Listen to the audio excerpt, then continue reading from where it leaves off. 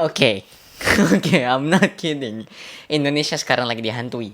Bukan sama zombie, bukan sama kuntilanak, tapi sama kok bisa?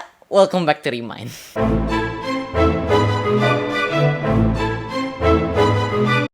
Oke, kita ketemu lagi di hari yang cerah dan lumayan humid. Jangan lupa selalu minum air putih biar nggak dehidrasi. Tapi bentar. Air ini beneran sehat nggak? Udah denger belum? Kalau air minum rumah tangga di Indonesia itu cuma 11,9% saja yang aman untuk diminum. Dan sanitasi aman cuma mencapai 7,6%. Wow, it's both shocking and disgusting at the same time. Kalian tahu nggak aku tahu dari mana? Dari sini, dari data Bappenas tahun 2020. Selain itu, kalian bisa lihat di laman UNICEF Indonesia. Di situ, kalian bisa lihat kalau more than 60% of groundwater in Indonesia has been polluted by feces. Bayangin dong, 60% air tanah di Indonesia tercemar tinja. Iya.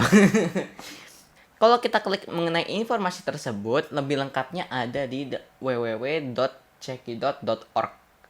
Yes, www.cekidot.org. Melalui situs ini, UNICEF membuat pusat informasi yang bisa bantu masyarakat untuk menjaga kebersihan air dan lingkungan melalui inisiatif Cek dan Sedot yang disingkat Cekidot.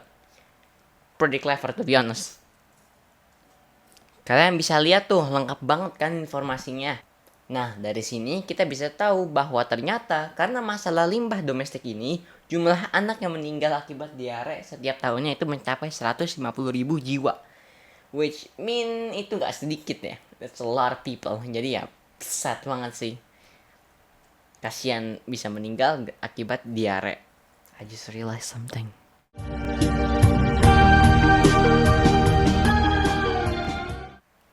Nah, di website ini ada beberapa video yang menjelaskan dengan detail bagaimana air yang dikonsumsi masyarakat bisa tercemar. Bahkan punya toilet bersih di rumah pun belum jaminan air kita aman. Banyak dari kita yang nggak ngerti kemana larinya kotoran kita setelah dari toilet. Aku sendiri juga wondering, itu kotoran kita setelah dari toilet tuh kemana? Tinja manusia mengandung berbagai sumber penyakit sehingga perlu diolah secara aman. Di sebagian besar rumah tangga, tinja ditampung dan diolah di septic tank sebagai pengolahan awal. Setelah itu, lumpur tinja dari septic tank akan diangkut ke tempat pengolahan lumpur tinja sehingga dapat secara aman dibuang ke lingkungan. Nah, kalian sekarang udah tahu kan kemana larinya kotoran kita setelah dari toilet. Jadi, penting banget punya septic tank yang standar di rumah. Septic tank itu gak sama dengan penampungan ya. Septic tank ada kriterianya. Ini dia kriteria septic tank. Kriteria 1, septic tank bisa menggunakan bata yang disemen atau berbahan fiberglass. Pastikan semuanya kedap air. Kriteria 2 dan 3, mempunyai lubang akses untuk penyedotan dan berventilasi. Kriteria 4, besar kecilnya septic tank disesuaikan dengan jumlah penghuni rumah. Jadi septic tank yang betul-betul standar dan sesuai sanitasi kesehatan harus kedap, memiliki pipa udara, mempunyai tutup, berjarak cukup jauh dengan sumber air. Kalau septic tank di rumah kalian nggak memenuhi kriteria tersebut, itu namanya bukan septic tank, tapi penampungan aja.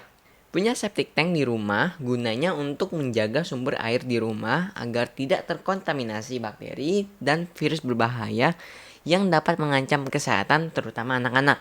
Septic tank yang penuh takutnya bisa meluap dan tinjanya bisa mencemari lingkungan. Untuk itu perlu disedot tiap 3 tahun sekali. Virus atau bakteri berbahaya yang disebabkan pencemaran dari tinja dapat mengakibatkan berbagai penyakit.